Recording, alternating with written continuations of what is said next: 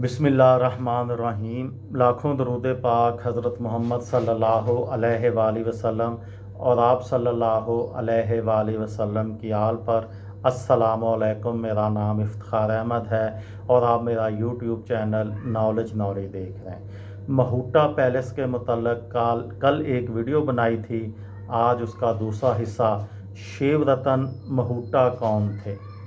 राय बहादुर शिव रतन महूटा का शुमार कराची के सबसे मालदार अफराद में होता था और वो शहर की एक मारूफ समाजी शख्सियत भी थे। उनका ख़ानदान कलकत्ता से आकर कराची में आबाद हुआ और उन्होंने सनती शोबे में नाम कमाया। शिव रतन का जहाज़ रानी और जहाज़ साजी का कारोबार था। इसके अलावा शुगर और स्टील मिलें भी थीं। उनके कराची में कई घर थे, लेकिन 1933 में तामीर होने वाला महूटा पैलेस उनका पसंदीदा रहा। सेठ शिव रतन महूटा ने क्लिफ्टन के साहिल पर बंगला तामीर करने का फ़ैसला किया तो उनके जहन में राजस्थान के नवाबों के महल थे।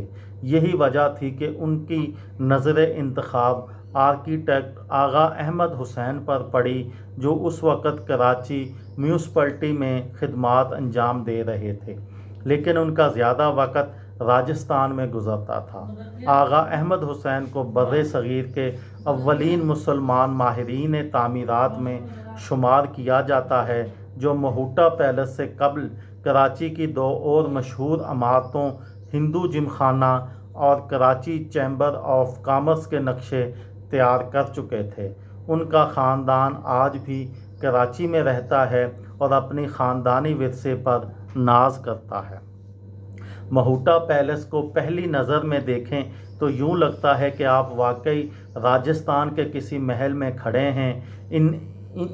अभी कोई दरवाज़ा खुलेगा और कोई राजा महाराजा अपने मुसाहबों को साथ लिए महल के बाग में टहलने लगेगा। पूरी इमारत जयपुर फ़न तामीर के ज़ेर असर डिज़ाइन की गई है, जिसमें मुग़ल तर्ज़ तामीर की झलक भी नज़र आती है। महल की तामीर में इस्तेमाल होने वाला गुलाबी पत्थर जोधपुर, जबकि पीला पत्थर गजरी के इलाके से लाया गया था।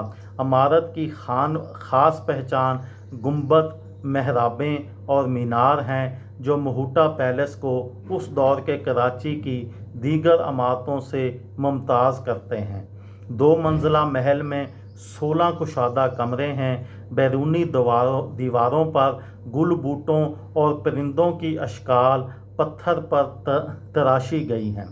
आगा अहमद हसन मकामी तारीख से बेखूबी वाकिफ़ थे। यही वजह है उन्होंने महूटा पैलेस में मकली के मज़ारात पर कुंदा नक्श इस्तेमाल किए। बर्माटिक लकड़ी के दरवाज़े, खिड़कियों पर स्टीन ग्लास का काम किया गया है। महल के अंदर पूजा के लिए शिव का मंदिर भी बनाया गया था, जिसका अब कोई निशान मौजूद नहीं। इमारत के तरफ खूबसूरत और वसी बागीचा था, जिस पर लगे फव्वारे आज भी काम करते हैं। ये थी मेरी आज की वीडियो। किसी दोस्त को, किसी भाई को, किसी बहन को फ़ायदा हो तो मुझे दुआओं में याद रखिएगा। दिल दिल पाकिस्तान, जान जान पाकिस्तान। अस्सलामु अलैकुम।